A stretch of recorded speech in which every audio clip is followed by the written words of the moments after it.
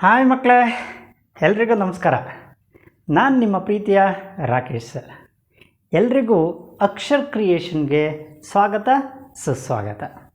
ಮಕ್ಕಳೇ, ಕಳೆದ ಸಂಚಿಕೆಯಲ್ಲಿ ನಾವು ಸಮಾಜ ವಿಜ್ಞಾನದ ಇತಿಹಾಸ ಭಾಗದಲ್ಲಿ ಬಂದಂತಹ ಕೊನೆಯ ಲೆಸನ್ ಆದ ಪೋಸ್ಟ್ ಇಂಡಿಪೆಂಡೆಂಟ್ ಇಂಡಿಯಾ, ಸ್ವಾತಂತ್ರ್ಯೋತ್ತರ ಭಾರತ ಅನ್ನುವಂಥ ಲೆಸನ್ನಿಂದ ಬಂದ 1 ಅಂಕದ ಪ್ರಶ್ನೆಗಳು ಯಾವ್ಯಾವು ಅನ್ನೋದನ್ನು ಚರ್ಚೆ ಮಾಡಿದ್ವಿ.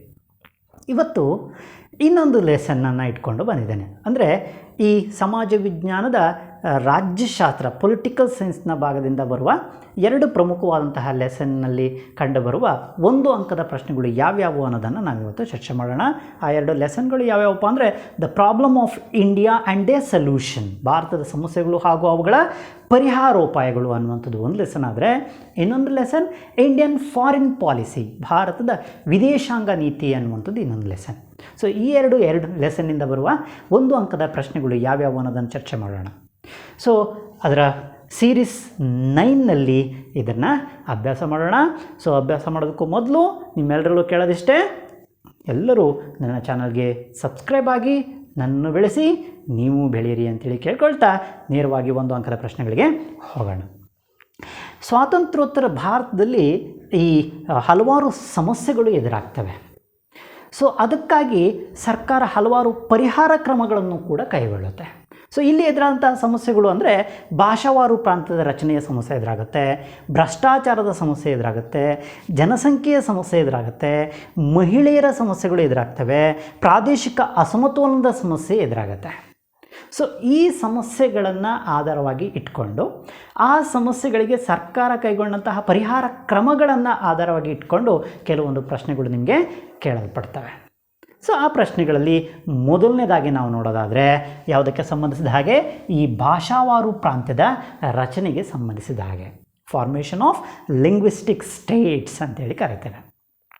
ಸೊ ಇಲ್ಲಿ ಮೊದಲನೇ ಪ್ರಶ್ನೆ ಏನು ಬರುತ್ತಪ್ಪ ಅಂದರೆ, ಡ್ಯಾಶ್ರಂದು ಭಾಷಾವಾರು ಪ್ರಾಂತ್ಯವನ್ನು ರಚಿಸಲಾಯಿತು. Formation of language based reason took place ಇನ್ ಅಂತೇಳಿ ಪ್ರಶ್ನೆ ಬರುತ್ತೆ. ಸೊ ಅದು ಯಾವಾಗ ಅಂದರೆ 1953ರಲ್ಲಿ. ವೆರಿ ಇಂಪಾರ್ಟೆಂಟ್ ಇದು. 1953ರಲ್ಲಿ ಭಾರತದಲ್ಲಿ ಮೊದಲ ಬಾರಿಗೆ ಈ ಭಾಷಾವಾರು ಪ್ರಾಂತ್ಯದ ರಚನೆ ಆದದ್ದೇ 1953ರಲ್ಲಿ. ಯಾವ ರಾಜ್ಯದ ರಚನೆ ಇದಾಗಲೇ ಕೇಳಿದ್ವಿ. ಸೊ ಅದೇ ಆಂಧ್ರ ಪ್ರದೇಶ, ಆಂಧ್ರ ರಾಜ್ಯದ ರಚನೆಯೊಂದಿಗೆ ಮೊದಲ ಬಾರಿಗೆ ಭಾರತದಲ್ಲಿ ಭಾಷಾವಾರು ಪ್ರಾಂತ್ಯದ ರಚನೆ ಆಗುತ್ತೆ. That is the first state. Andhra is the first state which was formed on the basis of linguistic. ಭಾಷೆಯ ಆಧಾರದ ಮೇಲೆ ರಚಿಸಲ್ಪಟ್ಟಂತಹ ರಾಜ್ಯ ಅಂಥೇಳಿ ಇದನ್ನು ಕರಿತೇವೆ. 1953ರಲ್ಲಿ ರಚಿಸಲ್ಪಟ್ಟದ್ದು. ನಿಮಗೆ ಇದರ ಇತಿಹಾಸ ಗೊತ್ತು. ಪೊಟ್ಟಿ ಶ್ರೀರಾಮುಲುರವರ ನೇತೃತ್ವದಲ್ಲಿ ದೊಡ್ಡ ಮಟ್ಟದ ಹೋರಾಟ ನಡೆಯುತ್ತೆ. ಉಪವಾಸ ಸತ್ಯಾಗ್ರಹವನ್ನು ಅವರು ಕೈಗೊಳ್ತಾರೆ. ಅವರು 1952ರಲ್ಲಿ ಮರಣ ಹೊಂದ್ತಾರೆ. ಪರಿಣಾಮ ಅವರ ಹೋರಾಟದ ಫಲವಾಗಿ 1953ರಲ್ಲಿ ಆಂಧ್ರ ಪ್ರದೇಶ ರಚನೆ ಆಗುತ್ತೆ. ಆಂಧ್ರ ಪ್ರದೇಶ ರಚನೆಯ ನಂತರ ಕರ್ನಾಟಕವು ಸೇರಿದಂತೆ ಭಾರತದ ಬಹುತೇಕ ರಾಜ್ಯಗಳಲ್ಲಿ ದೊಡ್ಡ ಮಟ್ಟದ ಹೋರಾಟಗಳು ನಡೀತವೆ. ಪರಿಣಾಮ 1953ರಲ್ಲಿ ಫಜಲ್ ಅಲಿ ಆಯೋಗ ರಚಿಸಲ್ಪಡುತ್ತೆ. ಇದರ ವರದಿ ಅನ್ವಯ 1956ರಲ್ಲಿ ಕರ್ನಾಟಕವೂ ಸೇರಿದಂತೆ ಹಲವಾರು ರಾಜ್ಯಗಳ ಭಾಷಾವಾರು ರಾಜ್ಯದ ಪುನರ್ವಿಂಗಡಣೆ ಆಗುತ್ತೆ ಅನ್ನೋದನ್ನು ನಾವು ಕಳೆದ ತರಗತಿಗಳಲ್ಲಿ ಅಭ್ಯಾಸವನ್ನು ಮಾಡಿದ್ವಿ. ಸೊ ಇಲ್ಲಿ ಈ ಲೆಸನ್ನಲ್ಲಿ ಕೇಳುವಂತಹ ಮೊದಲನೇ ಪ್ರಶ್ನೆ ಯಾವುದಪ್ಪ ಅಂದರೆ, ಈ ಭಾಷೆಯ ಆಧಾರದ ಮೇಲೆ ರಾಜ್ಯದ ರಚನೆ ಯಾವಾಗ ಆಯಿತು ಅಂಥೇಳಿ 1953ರಲ್ಲಿ. Formation of language based reason took place in 1953. So ಅದು ಒಂದನೇ ಪ್ರಶ್ನೆ. ಇನ್ನು ಭ್ರಷ್ಟಾಚಾರಕ್ಕೆ ಸಂಬಂಧಿಸಿದಾಗೆ 2 ಪ್ರಮುಖವಾದಂತಹ ಪ್ರಶ್ನೆಗಳು ಕೇಳಲ್ಪಡ್ತವೆ. ಏನು, ಈ ಭ್ರಷ್ಟಾಚಾರ ನಿರ್ಮೂಲನೆಗಾಗಿ ಸರ್ಕಾರಗಳು ಹಲವಾರು ಸಂಸ್ಥೆಗಳನ್ನು ಸ್ಥಾಪಿಸಲ್ಪಡ್ತವೆ. ಸೊ 2 ಪ್ರಮುಖವಾದಂತಹ ಸಂಸ್ಥೆಗಳು ಯಾವ್ಯಾವಪ್ಪ ಅಂದರೆ, ಒಂದು ಲೋಕಾಯುಕ್ತ, ಇನ್ನೊಂದು Lokpal. These are the 2 important institutions which was formed by the governments of India and government of Karnataka to curb corruption. ಈ ಭ್ರಷ್ಟಾಚಾರವನ್ನು ನಿರ್ಮೂಲನೆ ಮಾಡೋದಕ್ಕೋಸ್ಕರನೇ ಈ 2 ಸಂಸ್ಥೆಗಳು ಸ್ಥಾಪಿಸಲ್ಪಡ್ತವೆ. ಸೊ ಇಲ್ಲಿ ಏನು ಪ್ರಶ್ನೆ ಬರುತ್ತಪ್ಪ ಅಂದರೆ, ಭ್ರಷ್ಟಾಚಾರ ನಿರ್ಮೂಲನೆಗಾಗಿ ಕರ್ನಾಟಕದಲ್ಲಿ ಡ್ಯಾಶ್ ಸಂಸ್ಥೆಯನ್ನು ಸ್ಥಾಪಿಸಲಾಗಿದೆ ಅಂಥೇಳಿ. ಯಾವುದದು? ಲೋಕಾಯುಕ್ತ ಅನ್ನುವಂಥ ಸಂಸ್ಥೆಯನ್ನು ಸ್ಥಾಪಿಸಲಾಗಿದೆ. In Karnataka dash institution is in existence to corruption ಅಂಥೇಳಿ ಕೇಳ್ತಾರೆ. ಸೊ ಅದೇ Lokayukta. In the centre that is Lokpal. ಓಕೆನಾ. ಸೊ ಕೇಂದ್ರದಲ್ಲಿ ಯಾವುದದು ಲೋಕಪಾಲ ಆಗಿದ್ದರೆ ರಾಜ್ಯದಲ್ಲಿ ಲೋಕಾಯುಕ್ತ ಅನ್ನುವಂತಹ ಸಂಸ್ಥೆಯನ್ನು this are the two important institution which was former to cut corruption. ಈ ಭ್ರಷ್ಟಾಚಾರ ನಿರ್ಮೂಲನೆಗೆ ಸ್ಥಾಪಿಸಲ್ಪಟ್ಟಂತಹ ಎರಡು ಸಂಸ್ಥೆಗಳು ಅಂತೇಳಿ ಕರೀತಾರೆ. ಸೊ ಇದು ಭ್ರಷ್ಟಾಚಾರಕ್ಕೆ ಸಂಬಂಧಿಸಿದ ಹಾಗೆ ಕೇಳಬಹುದಾದಂತಹ ಎರಡು ಪ್ರಶ್ನೆಗಳು. ಇನ್ನು ನೆಕ್ಸ್ಟು ಜನಸಂಖ್ಯೆಗೆ ಸಂಬಂಧಿಸಿದ ಹಾಗೆ ಕೆಲವೊಂದು ಪ್ರಶ್ನೆಗಳು ರೈಸ್ ಆಗ್ತವೆ.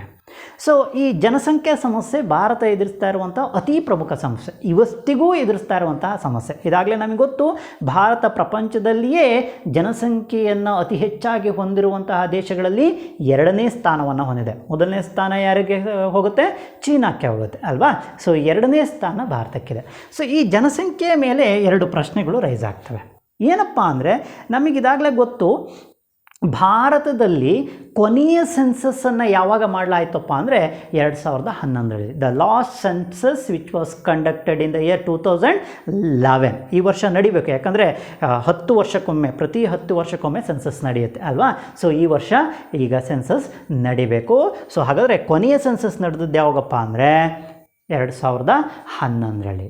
ಸೊ ಕ್ವಶನ್ ಏನು ಬರುತ್ತಪ್ಪ ಅಂದರೆ, 2011ರ ಜನಗಣತಿಯ ಪ್ರಕಾರ ಭಾರತದ ಜನಸಂಖ್ಯೆ ಪ್ರಮಾಣ ಎಷ್ಟಿತ್ತು ಅಂತೇಳಿ.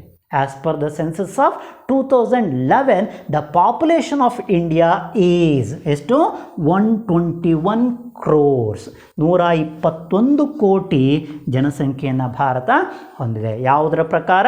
2011ರ ಜನಗಣತಿಯ ಪ್ರಕಾರ. ಈಗ ಇನ್ನೂ ಹೆಚ್ಚಾಗಿದೆ, ಓಕೆನಾ. ಸೊ 2011ರ ಜನಗಣತಿಯ ಪ್ರಕಾರ ಭಾರತದಲ್ಲಿ ಇದ್ದಂತಹ ಜನಸಂಖ್ಯೆ ಪ್ರಮಾಣ ಎಷ್ಟು? 121 ಕೋಟಿಯಷ್ಟು ಜನಸಂಖ್ಯೆಯನ್ನು ನಾವು ಹೊಂದಿವೆ. ಸೊ ಈ ಜನಸಂಖ್ಯೆಯನ್ನು ಆಧಾರವಾಗಿ ಇಟ್ಕೊಂಡೆ ಇನ್ನೊಂದು ಸಮಸ್ಯೆ ಎದುರಾಗುತ್ತೆ. ಜನಸಂಖ್ಯೆ ಹೆಚ್ಚಾದಾಗಲೇ ಎದುರಾಗುವಂಥ ಇನ್ನೊಂದು ಸಮಸ್ಯೆ ಯಾವುದಪ್ಪ ಅಂದರೆ ನಿರುದ್ಯೋಗದ ಸಮಸ್ಯೆ ಅಲ್ವಾ. ಸೊ ಈ ನಿರುದ್ಯೋಗದ ಸಮಸ್ಯೆಗೆ ಆಧಾರವಾಗಿಟ್ಕೊಂಡು ಕೂಡ ಒಂದು ಪ್ರಶ್ನೆ ಬರುತ್ತೆ. ಸೊ ಏನು ಪ್ರಶ್ನೆ ಬರುತ್ತಪ್ಪ ಅಂದರೆ, ನಿರುದ್ಯೋಗಕ್ಕೆ ಸಂಬಂಧಿಸಿದ ಹಾಗೆ ಕೇಳಬಹುದಾದಂತಹ ಪ್ರಶ್ನೆ ಯಾವುದಪ್ಪ ಅಂದರೆ, what is the Indian unemployment rate according to the census of 2011? 2011ರ ಜನಗಣತಿಯ ಪ್ರಕಾರ ಭಾರತದ ನಿರುದ್ಯೋಗದ ಪ್ರಮಾಣ ಎಷ್ಟು ಅಂತೇಳಿ ಕೇಳ್ತಾರೆ. ಸೊ ಎಷ್ಟಿದೆ ಅಂದರೆ 21.9% ನಿರುದ್ಯೋಗದ ಪ್ರಮಾಣವನ್ನು ಭಾರತದಲ್ಲಿ ನೋಡ್ತೇವೆ. According to which census? According to the 2011 census. According to the 2011 census can be seen like this of unemployment problem in India. 21.9% of unemployment can be seen in India. ಭಾರತದಲ್ಲಿ 21.9% ನಿರುದ್ಯೋಗದ ಪ್ರಮಾಣವನ್ನು ಈ 2011ರ ಜನಗಣತಿಯ ಪ್ರಕಾರ ನಾವು ಗುರುತಿಸ್ಬೋದು. ಸೊ ಇವೆರಡು ಪ್ರಮುಖವಾದಂತಹ ಪ್ರಶ್ನೆಗಳು. ಇನ್ನು ನೆಕ್ಸ್ಟು ಮಹಿಳೆಯರ ಸಮಸ್ಯೆಗೆ ಸಂಬಂಧಿಸಿದ ಹಾಗೆಯೂ ಕೂಡ ಕೆಲವೊಂದು ಪ್ರಶ್ನೆಗಳು ರೈಸ್ ಆಗ್ತವೆ. ಸೊ ಆ ಪ್ರಶ್ನೆಗಳು ಯಾವ್ಯಾವು ಅನ್ನೋದನ್ನು ನಾವು ನೋಡೋದಾದರೆ, ಅತಿ ಪ್ರಮುಖವಾದಂತಹ ಪ್ರಶ್ನೆ, ಈ ಮಹಿಳೆಯರ ಸಮಸ್ಯೆಗಳನ್ನು ನಿವಾರಿಸೋದಕ್ಕೋಸ್ಕರನೇ ಕೇಂದ್ರ ಸರ್ಕಾರ ಮತ್ತು ರಾಜ್ಯ ಸರ್ಕಾರಗಳು ಕೆಲವೊಂದು ಕ್ರಮಗಳನ್ನು ಕೈಗೊಂಡಿವೆ. ಸೊ ಅದರ ಆಧಾರದ ಮೇಲೆ ಕೆಲವೊಂದು ಪ್ರಶ್ನೆಗಳು ರೈಸ್ ಆಗ್ತಾ ಹೋಗ್ತವೆ.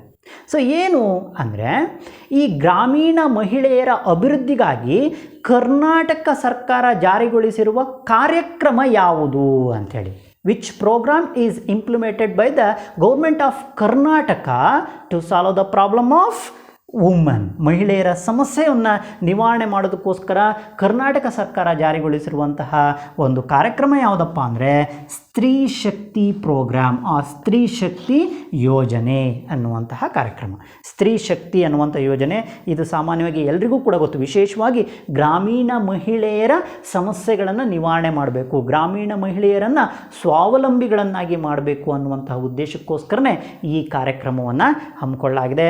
ನಿಮಗೆಲ್ಲರಿಗೂ ಕೂಡ ಗೊತ್ತಿರುತ್ತೆ, ಈ ಸ್ತ್ರೀ ಶಕ್ತಿ ಸಂಘಗಳು ಗ್ರಾಮೀಣ ಮಟ್ಟದಲ್ಲಿ ಹೆಚ್ಚು ಕಾರ್ಯಪ್ರವೃತ್ತರಾಗಿರುವಂಥದ್ದನ್ನು ನಾವು ನೋಡ್ಬೋದು. ಸೊ ಇದು ಪ್ರಮುಖವಾದಂತಹ ಕಾರ್ಯಕ್ರಮ. ಸೊ ಇದು ಜಾರಿಗೆ ಬಂದದ್ದೇ ಕ್ರಿಸ್ತಶಕ 2000ರಲ್ಲಿ ಈ ಕಾರ್ಯಕ್ರಮ ಕರ್ನಾಟಕದಲ್ಲಿ ಜಾರಿಗೊಳಿಸಲಾಗುತ್ತೆ, ಸ್ತ್ರೀ ಶಕ್ತಿ ಅನ್ನುವಂತಹ ಯೋಜನೆಯನ್ನು. ಸೊ ಇದರ ಮೂಲಕ ಮಹಿಳೆಯರ ಅಭಿವೃದ್ಧಿಗೆ ಕರ್ನಾಟಕ ಸರ್ಕಾರ ಕ್ರಮವನ್ನು ಕೈಗೊಳ್ತಾ ಇದೆ. ಅದ್ರ ಜೊತೆಗೆ ಮೀಸಲಾತಿ ಯೋಜನೆಯನ್ನು ಕೂಡ ಜಾರಿಗೊಳಿಸಿದೆ. ಸೊ ಏನು ಈ ಮೀಸಲಾತಿ ಯೋಜನೆಗೆ ಸಂಬಂಧಿಸಿದ ಹಾಗೆ ಏನು ಪ್ರಶ್ನೆ ಬರುತ್ತಪ್ಪ ಅಂದರೆ, ಮಹಿಳೆಯರ ಸಮಸ್ಯೆಯ ನಿವಾರಣೆಗಾಗಿ ಭಾರತ ಸರ್ಕಾರ ಸ್ಥಳೀಯ ಸಂಸ್ಥೆಗಳಲ್ಲಿ ಮೀಸಲಾತಿಯನ್ನು ಘೋಷಣೆ ಮಾಡಿದೆ. ಭಾರತ ಸರ್ಕಾರವು ಸ್ಥಳೀಯ ಸಂಸ್ಥೆಗಳಲ್ಲಿ ಮಹಿಳೆಯರಿಗೆ ಎಷ್ಟು ಸ್ಥಾನಗಳನ್ನು ಮೀಸಲಿರಿಸಿದೆ? How many seats in local election are reserved to women by the government of India ಅಂತೇಳಿ ಕೇಳ್ತಾರೆ. 1/3 ಆಫ್ ರಿಸರ್ವೇಷನ್. ಓಕೆನಾ? ಸುಮಾರು 1/3 ಪ್ರಮಾಣದ ಸೀಟ್ಸ್ಗಳನ್ನು ಯಾರಿಗೆ ರಿಸರ್ವ್ ಮಾಡಲಾಗಿದೆ? ಮಹಿಳೆಯರಿಗೆ ರಿಸರ್ವ್ ಮಾಡಲಾಗಿದೆ. ಎಲ್ಲಿ? ಇನ್ ದ ಲೋಕಲ್ ಬಾಡೀಸ್, ಅಂದರೆ ಸ್ಥಳೀಯ ಸಂಸ್ಥೆಗಳು ಅಂತೇಳಿ ಕರಿತೀವೋ, ಈ ಸ್ಥಳೀಯ ಸಂಸ್ಥೆಗಳಲ್ಲಿ 1/3 ಸ್ಥಾನವನ್ನು ಯಾರಿಗೆ ಮೀಸಲಿಡಲಾಗಿದೆ? ಮಹಿಳೆಯರಿಗೆ. ಯಾವ ಸರ್ಕಾರ ಮೀಸಲಿಟ್ಟಿರುವಂಥದ್ದು? ಕೇಂದ್ರ ಸರ್ಕಾರ ಅಥವಾ ಭಾರತ ಸರ್ಕಾರ. ಅದರ ಆಧಾರದ ಮೇಲೆ ಇನ್ನೊಂದು ಪ್ರಶ್ನೆ ಬರುತ್ತೆ. ಕರ್ನಾಟಕ ಸರ್ಕಾರ ಈ ಸ್ಥಳೀಯ ಸಂಸ್ಥೆಗಳಲ್ಲಿ ಮಹಿಳೆಯರಿಗೆ ಎಷ್ಟು ಸ್ಥಾನವನ್ನು ಮೀಸಲಿರಿಸಿದೆ ಅಂತೇಳಿ ಕೇಳುತ್ತೆ. ಸೊ ಅದು ಎಷ್ಟಪ್ಪ ಅಂದರೆ 50% ಸ್ಥಾನವನ್ನು ಮಹಿಳೆಯರ ಅಭಿವೃದ್ಧಿಗೋಸ್ಕರ ಅಥವಾ ಮಹಿಳೆಯರಿಗೆ ಇಲ್ಲಿ ಮೀಸಲಿಟ್ಟಿರೋದನ್ನು ನಾವು ನೋಡ್ಬೋದು. In Karnataka, the Karnataka government it reserved 50% of seats in the local bodies. ಸ್ಥಳೀಯ ಸಂಸ್ಥೆಗಳಲ್ಲಿ 50% ಸ್ಥಾನವನ್ನು ಇಲ್ಲಿ ಮೀಸಲಿರಿಸಿದೆ. ಸೊ ಇದು ಈ ಮಹಿಳೆಯರಿಗೆ ಸಂಬಂಧಿಸಿದಾಗೆ ಕೇಳಬಹುದಾದಂತಹ 3 ಪ್ರಮುಖ ಪ್ರಶ್ನೆಗಳು. ಅಂದರೆ ಭಾರತ ಸರ್ಕಾರ ಎಷ್ಟು ಮೀಸಲಿರಿಸಿದೆ ಅಂದರೆ 1/3. ಕರ್ನಾಟಕ ಸರ್ಕಾರ ಸ್ಥಳೀಯ ಸಂಸ್ಥೆಗಳಲ್ಲಿ ಎಷ್ಟು ಮೀಸಲಾತಿಯನ್ನು ನೀಡಿದೆ? 50%. ಹಾಗೆ ಕರ್ನಾಟಕ ಸರ್ಕಾರ ಜಾರಿಗೊಳಿಸಿರುವಂಥ ಒಂದು ಪ್ರಮುಖ ಕಾರ್ಯಕ್ರಮ ಯಾವುದು ಅಂದರೆ ಅದು ಸ್ತ್ರೀ ಶಕ್ತಿ ಯೋಜನೆ. ಇನ್ನು ಪ್ರಾದೇಶಿಕ ಅಸಮತೋಲನೆ, ಇದು ಕೂಡ ಒಂದು ಪ್ರಮುಖವಾದಂತಹ ಸಮಸ್ಯೆ ಅಲ್ವಾ? ಸೊ ಈ ಪ್ರಾದೇಶಿಕ ಅಸಮತೋಲನೆಗೆ ಸಂಬಂಧಿಸಿದಾಗೂ ಕೂಡ 2 ಪ್ರಮುಖವಾದಂತಹ ಪ್ರಶ್ನೆಗಳು ರೈಸ್ ಆಗ್ತವೆ. ಸೊ ಅದು ಯಾವುದಪ್ಪ ಅಂದರೆ ಭಾರತ ಸಂವಿಧಾನದ ಯಾವ ವಿಧಿಯ ಅನ್ವಯ ಕರ್ನಾಟಕದ ಹಿಂದುಳಿದ ಪ್ರದೇಶಗಳ ಅಭಿವೃದ್ಧಿಗಾಗಿ ವಿಶೇಷ ಸ್ಥಾನಮಾನವನ್ನು ನೀಡಲಾಗಿದೆ? Which article of the Constitution has given special status to backward region of Karnataka? ಈ ಅಭಿವೃದ್ಧಿ ಹೊಂದದೇ ಇರುವಂತಹ ಪ್ರದೇಶಗಳ ಉದ್ದೇಶವನ್ನು ಇಟ್ಕೊಂಡು ಕೇಂದ್ರ ಸರ್ಕಾರ ನಮ್ಮ ಸಂವಿಧಾನದ 371J ವಿಧಿಯ ಅನ್ವಯ ಇಲ್ಲಿ ಕೆಲವೊಂದು ಅವಕಾಶವನ್ನು ಒದಗಿಸ್ಕೊಟ್ಟಿದೆ. 371J ವಿಧಿ ಇದು ಇಂಪಾರ್ಟೆಂಟ್, ತುಂಬಾ ಇಂಪಾರ್ಟೆಂಟು. ಕರ್ನಾಟಕದಲ್ಲಿ ಅತ್ಯಂತ ಹಿಂದುಳಿದ ಪ್ರದೇಶ ಅಂತೇಳಿ ಕರೆಸ್ಕೊಳ್ಳುವಂತಹ ಹೈದರಾಬಾದ್ ಕರ್ನಾಟಕದ ಅಭಿವೃದ್ಧಿಯನ್ನು ಉದ್ದೇಶವಿಟ್ಕೊಂಡು 371J ವಿಧಿಯನ್ನು ವಿಶೇಷ ಸ್ಥಾನಮಾನವನ್ನು ನೀಡೋದಕ್ಕೋಸ್ಕರನೇ ಭಾರತ ಸರ್ಕಾರ ನೀಡಿದೆ. ಸೊ 371J ವಿಧಿಯ ಅನ್ವಯ ಹಲವಾರು ಅಭಿವೃದ್ಧಿ ಕಾರ್ಯಕ್ರಮಗಳು ಈ ಪ್ರಾದೇಶಿಕ ಅಸಮತೋಲನೆ ನಿವಾರಣೆಗೋಸ್ಕರ ಹೈದರಾಬಾದ್ ಕರ್ನಾಟಕದ ಅಭಿವೃದ್ಧಿಯ ದೃಷ್ಟಿಯನ್ನು ಇಟ್ಕೊಂಡು ಇದನ್ನು ಇಂಪ್ಲಿಮೆಂಟ್ ಮಾಡಿದೆ. ಹಾಗಾದರೆ 371J ವಿಧಿ ಇಲ್ಲಿ ಪ್ರಮುಖವಾದಂತಹ ವಿಧಿ. ಭಾರತ ಸಂವಿಧಾನದ ಯಾವ ವಿಧಿಯ ಅನ್ವಯ ಕರ್ನಾಟಕದ ಹಿಂದುಳಿದ ಪ್ರದೇಶಗಳ ಅಭಿವೃದ್ಧಿಗೆ ವಿಶೇಷ ಸ್ಥಾನಮಾನವನ್ನು ನೀಡಲಾಗಿದೆ? 371J ವಿಧಿಯ ಅನ್ವಯ. According to the article of the Constitution 371J has given special status to backward region of Karnataka. ಕರ್ನಾಟಕದಲ್ಲಿ ಹಿಂದುಳಿದ ಪ್ರದೇಶಗಳ ಅಭಿವೃದ್ಧಿಗಾಗಿ ಈ ಕ್ರಮವನ್ನು ಕೈಗೊಳ್ಳಲಾಗಿದೆ. ಸೊ ಇದಕ್ಕೆ ಸಂಬಂಧಿಸಿದ ಇನ್ನೊಂದು ಪ್ರಶ್ನೆ ಯಾವುದಪ್ಪ ಅಂದರೆ ಈ ಪ್ರಾದೇಶಿಕ ಅಸಮತೋಲನೆಯ ನಿವಾರಣೆಗೋಸ್ಕರ ಕೇವಲ ಭಾರತದಲ್ಲಿ ಪ್ರಾದೇಶಿಕ ಅಸಮತೋಲನೆ ಅಲ್ಲ, ಇನ್ನು ಕರ್ನಾಟಕದ ಪ್ರಾದೇಶಿಕ ಅಸಮತೋಲನೆ ನಿವಾರಣೆಯನ್ನು ನೋಡೋದಾದರೆ ಇಲ್ಲಿ ಕರ್ನಾಟಕದಲ್ಲಿ ಉತ್ತರ ಕರ್ನಾಟಕ ಅತ್ಯಂತ ಹಿಂದುಳಿದ ಕರ್ನಾಟಕ ಪ್ರದೇಶ ಅಂತೇಳಿ ಕರಿತೇವೆ. ಸೊ ದಕ್ಷಿಣ ಕರ್ನಾಟಕದಲ್ಲಿ ಕೆಲವೊಂದು ಅಭಿವೃದ್ಧಿ ಹೊಂದಿದಂತಹ ಪ್ರದೇಶಗಳನ್ನು ನೋಡ್ತೇವೆ. ಸೊ ಇಂತಹ ಅಸಮತೋಲನೆಯನ್ನು ನಾವು ನೋಡ್ತಾ ಹೋಗ್ತೀವಿ ಅಲ್ವಾ? ಸೊ ಈ ಅಸಮತೋಲನೆಯ ನಿವಾರಣೆಗೋಸ್ಕರ ಆ ಅಸಮತೋಲನೆ ನಿವಾರಣೆಗೆ ಏನು ಕ್ರಮವನ್ನು ಕೈಗೊಳ್ಳಬೇಕು ಅನ್ನುವಂಥ ಉದ್ದೇಶಕ್ಕೋಸ್ಕರ ಒಂದು ಆಯೋಗವನ್ನು ರಚಿಸುತ್ತೆ. ಅದರ ಮೇಲೆ ಒಂದು ಪ್ರಶ್ನೆ ಬರುತ್ತೆ. ಸೊ ಅದೇ ಯಾವುದಪ್ಪ ಅಂದರೆ ಯಾವ ಆಯೋಗವನ್ನು ಈ ಪ್ರಾದೇಶಿಕ ಅಸಮತೋಲನೆ ನಿವಾರಣೆಗಾಗಿ ಕರ್ನಾಟಕ ಸರ್ಕಾರ ನೇಮಿಸಿದೆ ಅಂಥೇಳಿ. ಓಕೆನಾ? ಸೊ ಅದೇ ಯಾವುದು? ನಂಜುಂಡಪ್ಪ ಆಯೋಗ ಅಥವಾ ನಂಜುಂಡಪ್ಪ ಸಮಿತಿ ಅಂಥೇಳಿ ಅದನ್ನು ಕರಿತೇವೆ. ಓಕೆನಾ? ಸೊ ಈ ನಂಜುಂಡಪ್ಪ ಸಮಿತಿ ಅನ್ನುವಂಥದ್ದು ಪ್ರಾದೇಶಿಕ ಅಸಮತೋಲನ ನಿವಾರಣೆಗಾಗಿ ಕರ್ನಾಟಕದಲ್ಲಿ ಸ್ಥಾಪಿಸಲ್ಪಟ್ಟಂಥ ಒಂದು ಆಯೋಗ ಅಂಥೇಳಿ ಕರಿತೇವೆ. It is one of the important committee which is appointed to address the regional imbalance in Karnataka. ಕರ್ನಾಟಕದಲ್ಲಿರುವಂತಹ ಪ್ರಾದೇಶಿಕ ಅಸಮತೋಲನ ನಿವಾರಣೆಗಾಗಿ ಕರ್ನಾಟಕ ಸರ್ಕಾರ ಸ್ಥಾಪಿಸಲ್ಪಟ್ಟಂಥ ಒಂದು ಆಯೋಗ ಅಂತೇಳಿ ಕರಿತೇವೆ. ಸೊ ಈ ಆಯೋಗ ರಚಿಸಲ್ಪಟ್ಟಿದ್ದು ಯಾವಾಗಪ್ಪ ಅಂದರೆ 2002ರಲ್ಲಿ ನಂಜುಂಡಪ್ಪ ಸಮಿತಿ ಅಂತೇಳಿ, ವೆರಿ ಇಂಪಾರ್ಟೆಂಟ್ ಇದು, Nanjundappa committee which was set up by the Karnataka government. 2002ರಲ್ಲಿ ಇದು ಸ್ಥಾಪಿಸಲ್ಪಡುತ್ತೆ. ಸೊ ಇದಿಷ್ಟು ಈ ಮೊದಲನೇ ಲೆಸನ್, ಅಂದರೆ ಭಾರತದ ಸಮಸ್ಯೆಗಳು ಮತ್ತು ಅವುಗಳ ಪರಿಹಾರ ಉಪಾಯಗಳು ಅನ್ನುವ ಲೆಸನ್ನಿಂದ ಬರುವ ಪ್ರಮುಖ ಪ್ರಶ್ನೆಗಳು ಅಂತೇಳಿ. ಸೊ ಇಲ್ಲಿ ಭ್ರಷ್ಟಾಚಾರದ ಮೇಲೆ ಬರುತ್ತೆ, ಹಾಗೆಯೇ ಭಾಷಾವರ ಪ್ರಾಂತ್ಯದ ಬಗ್ಗೆ ಬರುತ್ತೆ, ಜನಸಂಖ್ಯೆಯ ಮೇಲೆ ಬರುತ್ತೆ, ಮಹಿಳೆಯರಿಗೆ ಬಗ್ಗೆ ಬರುತ್ತೆ, ಪ್ರಾದೇಶಿಕ ಅಸಮತೋಲನೆಯ ಬಗ್ಗೆನೂ ಕೂಡ ಪ್ರಶ್ನೆಗಳು ರೈಸ್ ಆಗ್ತವೆ. ಇದು ತುಂಬಾ ಇಂಪಾರ್ಟೆಂಟು. ಇದರಲ್ಲಿ ಒಂದು ಪ್ರಶ್ನೆ 100% ಇರುತ್ತೆ. ಇದ್ರ ಜೊತೆಗೆ ಇವತ್ತು ನಾನು ಇನ್ನೊಂದು ಲೆಸನ್ನು ಕೂಡ ತೆಗೆದುಕೊಂಡಿದ್ದೀನಿ ಅಲ್ವಾ. ಸೊ ಅದೇ ಯಾವುದು ಅಂದರೆ ಭಾರತದ ವಿದೇಶಾಂಗ ನೀತಿ, ಇಂಡಿಯನ್ ಫಾರಿನ್ ಪಾಲಿಸಿ ಅನ್ನುವಂಥದ್ದು. ಸೊ ವಿದೇಶಾಂಗ ನೀತಿ ಅಂದರೆ ಗೊತ್ತು ಏನು, ಭಾರತ ವಿದೇಶಗಳೊಂದಿಗೆ ಯಾವ ರೀತಿಯ ಸಂಬಂಧವನ್ನು ಹೊಂದಿದೆ ಅನ್ನೋದನ್ನು ತಿಳ್ಕೊಳ್ಳೋದು ಅಲ್ವಾ. That is called foreign policy. What type of the relationship can be seen in India with the other country. ಬೇರೆ ದೇಶಗಳೊಂದಿಗೆ ಯಾವ ರೀತಿಯ ಸಂಬಂಧವನ್ನು ಹೊಂದಿದೆ ಅನ್ನೋದನ್ನು ನಾವಿಲ್ಲಿ ಅಧ್ಯಯನ ಮಾಡ್ತಾ ಹೋಗ್ತೀವಿ.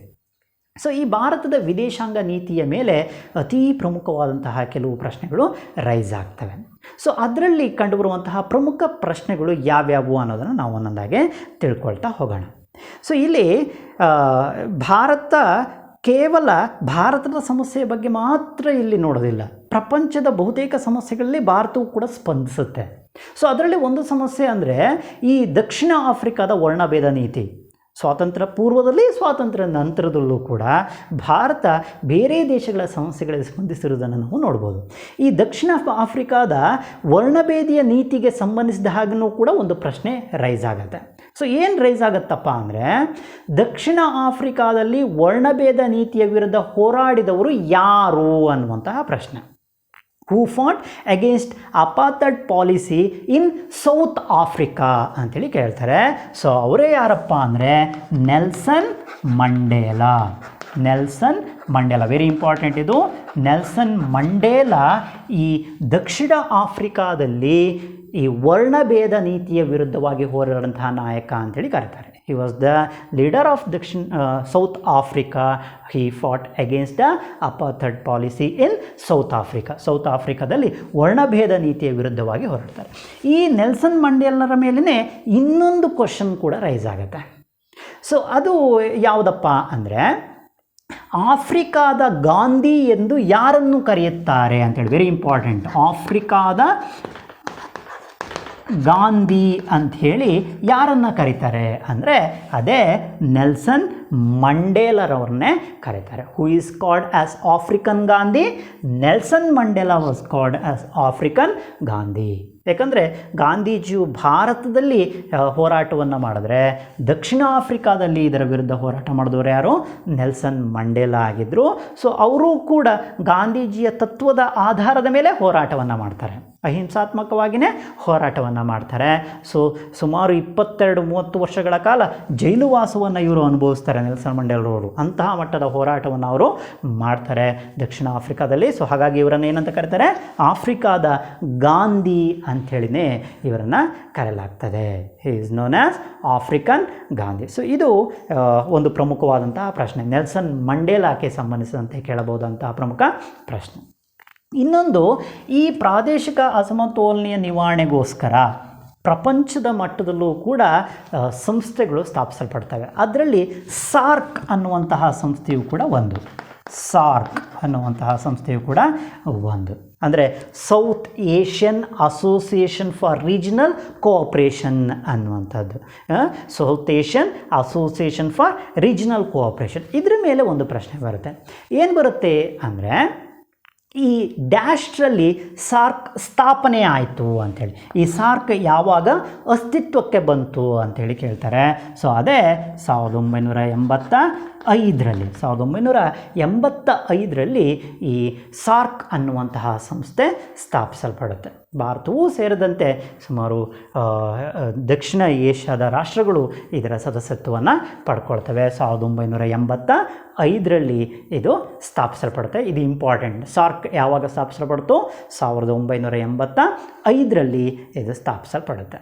ಸೊ ಇನ್ನೊಂದು ಅತೀ ಪ್ರಮುಖವಾದಂತಹ ಪ್ರಶ್ನೆ ಏನಪ್ಪ ಅಂದರೆ, ಭಾರತದ ವಿದೇಶಾಂಗ ನೀತಿ ಅನ್ನುವಂಥ ಲೆಸನ್ನೇ ಅಧ್ಯಯನ ಮಾಡೋದ್ರಿಂದಾಗಿ ಇಲ್ಲಿ 100% ಈ ಕ್ವಶನ್ ರೈಸ್ ಆಗುತ್ತೆ. ಸೊ ಅದು ಯಾವುದಪ್ಪ ಅಂದರೆ, ಭಾರತದ ವಿದೇಶಾಂಗ ನೀತಿಯ ಶಿಲ್ಪಿ ಅಂತೇಳಿ ಯಾರನ್ನು ಕರೀತಾರೆ? Who was an architect of Indian foreign policy ಅಂಥೇಳಿ ಕೇಳ್ತಾರೆ. ಸೊ ಭಾರತದ ವಿದೇಶಾಂಗ ನೀತಿಯ ಶಿಲ್ಪಿ ಅಂತೇಳಿ ಯಾರನ್ನು ಕರಿತಾವಪ್ಪ ಅಂದರೆ, ಜವಾಹರ್ಲಾಲ್ ನೆಹರೂರವರನ್ನು ಭಾರತದ ವಿದೇಶಾಂಗ ನೀತಿಯ ಶಿಲ್ಪಿ ಅಂಥೇಳಿನೇ ಕರೆಯಲಾಗುತ್ತೆ. ತುಂಬಾ ಇಂಪಾರ್ಟೆಂಟ್ ಇದು. He is considered as architect of Indian foreign policy. ಭಾರತದ ವಿದೇಶಾಂಗ ನೀತಿಯ ಶಿಲ್ಪಿ ಅಂಥೇಳಿ ಇವರನ್ನು ಕರೀತಾರೆ. ಸೊ ಭಾರತದ ವಿದೇಶಾಂಗ ನೀತಿ ಯಾವುದೋ ಒಂದು ತತ್ವದ ಮೇಲೆ ನಿಂತಿದೆ. ಸೊ ಯಾವುದದು ಅಂದರೆ ಅದೇ ಪಂಚಶೀಲ ತತ್ವ ಅಂಥೇಳಿ ಕರೀತಾರೆ. ಪಂಚಶೀಲ ತತ್ವ. ಸೊ ಈ ಪಂಚಶೀಲ ತತ್ವ ಅನ್ನುವಂಥದ್ದು ಏನಪ್ಪ ಅಂದರೆ, ಎರಡು ದೇಶಗಳ ನಡುವೆ ಆದಂತಹ ಒಪ್ಪಂದದ ಆಧಾರ ಅದು. ಸೊ ಅದನ್ನೇ ಪಂಚಶೀಲ ಟ್ರೀಟಿ ಅಂತೇಳಿ ಕರೀತಾರೆ. ಓಕೆನಾ? ಸೊ ಈ ಪಂಚಶೀಲ ಒಪ್ಪಂದ ಯಾರ ನಡುವೆ ಆಯಿತು ಅನ್ನುವಂಥದ್ದು ಕೂಡ ಪ್ರಮುಖವಾದಂತಹ ಪ್ರಶ್ನೆ ಬರುತ್ತೆ. ಪಂಚಶೀಲ ತತ್ವಗಳಿಗೆ ಯಾರು ಸಹಿ ಹಾಕಿದ್ರು? ಹೂ ಸೈನ್ಡ್ ದ ಪಂಚಶೀಲ ಪ್ರಿನ್ಸಿಪಲ್ಸ್ ಅಂಥೇಳಿ.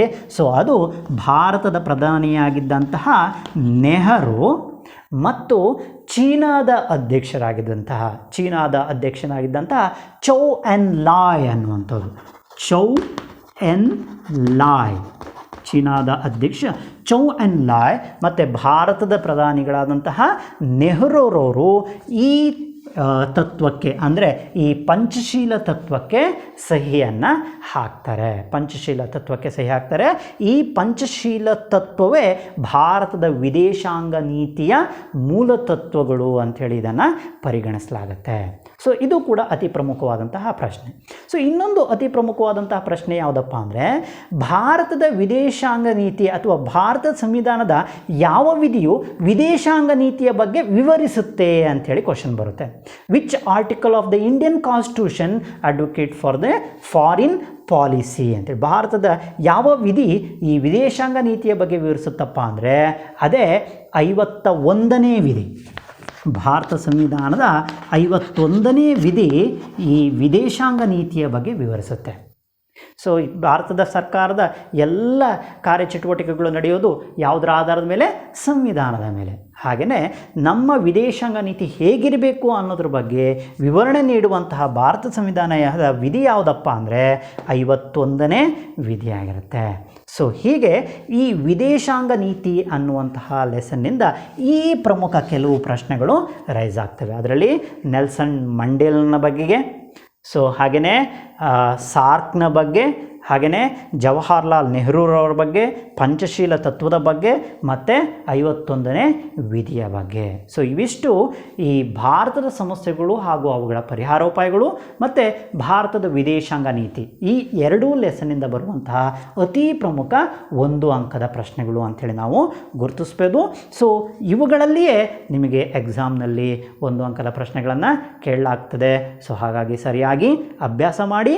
ಸೊ ಇಲ್ಲಿ ನಿಮಗೆ ಬರ್ಕೊಳ್ಳೋದಕ್ಕೆ ಕಷ್ಟ ಆಗಿದ್ದರೆ ನಾನು ಈಗಾಗಲೇ PDF ಅನ್ನು ಅಪ್ಲೋಡ್ ಮಾಡಿದ್ದೇನೆ. ಸೊ ಅದರಲ್ಲಿ ಅಭ್ಯಾಸವನ್ನು ಮಾಡಿ ಅಂಥೇಳಿ ಕೇಳ್ಕೊಳ್ತಾ, ಸೊ ಎಲ್ರಿಗೂ ಕೂಡ ಶುಭವಾಗಲಿ. ಮುಂದಿನ ಸಂಚಿಕೆಯಲ್ಲಿ ನಾನು ಭೇಟಿ ಆಗ್ತೇನೆ. ನಮಸ್ಕಾರ, ಧನ್ಯವಾದಗಳು.